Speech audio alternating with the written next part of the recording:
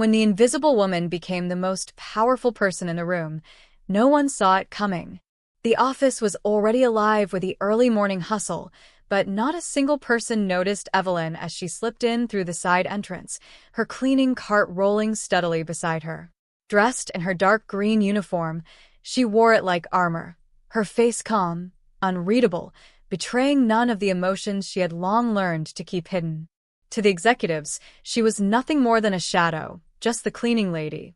The one who emptied their trash cans, wiped down their desks, and, on occasion, exchanged polite nods with those few who even acknowledged her presence. That's how it had been for years at Hawthorne and Beck, a thriving corporation in the heart of Dallas, Texas.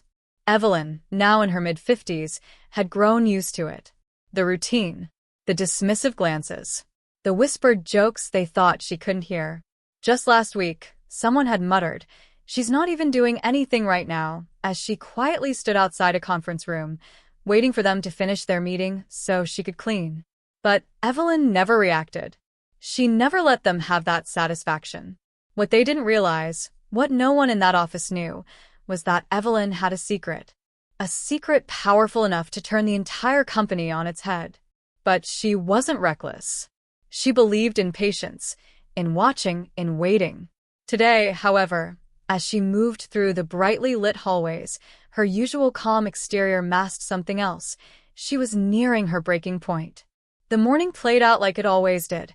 Evelyn polished the glass doors until they gleamed, vacuumed the thick carpet in the lobby, and organized cluttered desks left behind by workers too busy to clean up after themselves. The office buzzed with conversations about big deals, promotions, and corporate power moves, most of which Evelyn ignored. Until one conversation made her pause. She wasn't trying to eavesdrop. It wasn't her nature. But the voices were impossible to tune out. "The shareholders' meeting is next week," one executive said, his tone smug, dripping with arrogance. "And we've got nothing to worry about. The board loves the numbers and the CEO.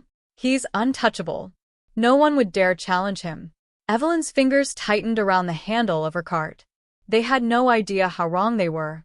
Hawthorne and Beck prided itself on its sleek, modern image, a towering glass headquarters featured in business magazines as a symbol of success.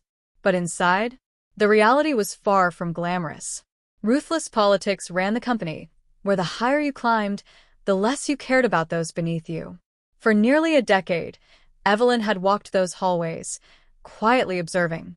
She saw promotions given to the loudest voices, not the most qualified workers.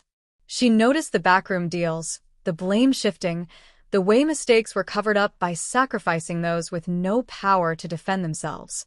And then there was the CEO, Alan Greaves, a man who commanded respect through fear. His voice boomed in meetings, his sharp words silencing even the most confident executives. To him, people were tools, useful until they weren't. Evelyn had overheard his cruel remarks, the way he dismissed employees like they were nothing. She had once caught him sneering about an older secretary, saying, "She's still here? Why haven't we retired her yet? It's not like she adds any value." But it wasn't just his words, it was the way the entire company functioned under him. Bonuses were slashed for lower-level employees while executives celebrated record-breaking profits. Expense reports were padded with inflated numbers. Whistleblowers were quietly fired. And the cleaning staff? They endured it all, overworked, underpaid, and treated like they didn't exist. Evelyn had watched coworkers break down in tears over impossible workloads, had seen them ignored, belittled, and disrespected. But one moment still burned in her mind. A young intern had accidentally spilled coffee near Alan's office. The poor kid froze in fear just as Alan rounded the corner. "Are you kidding me?" Alan snapped, his furious eyes landing on Evelyn, who just happened to be passing by with her mop and bucket. "Clean this up," he barked at her, as if she had caused the mess. She said nothing. She didn't need to. The intern apologized profusely, but Alan barely acknowledged him. To him, neither of them mattered. Moments like these had stacked up, one after another, forming a mountain of resentment. But Evelyn? She wasn't the kind to break. Instead, she stored every instance away like ammunition. Because what no one realized was that Evelyn wasn't just a cleaning lady. She was the company's largest shareholder. Years ago, her late husband, Martin, had invested in Hawthorne and Beck when it was just a small company struggling to grow. He had quietly accumulated shares that, over time, became a controlling stake. When Martin passed away, those shares became Evelyn's. At first, she didn't know what to do with that power. She wasn't a businesswoman. She was just Evelyn, a mother, a fighter, a woman who had faced life's hardships and found strength in routine. But as she continued to observe from the shadows, she realized something. Her invisibility was an advantage. She could watch without being watched, listen without raising suspicion, learn everything about the people who thought they ran the company. And now, it was time to act. The breaking point came one evening when she overheard two senior managers laughing over drinks. They were joking about upcoming layoffs, about how easy it was to cut dead weight. Some of these people act like their jobs matter, one chuckled. They don't realize how replaceable they are. Evelyn stood frozen, gripping the cleaning cloth in her hand. These weren't just numbers on a spreadsheet. These were people. People with families, bills, and dreams. And to these men, they were nothing more than disposable assets.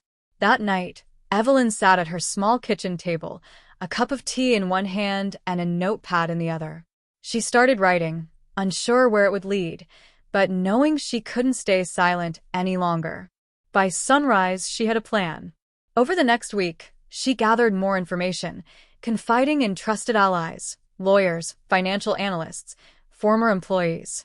Together, they built a strategy that wouldn't just expose corruption but would ensure the company's survival. And then the shareholders' meeting arrived.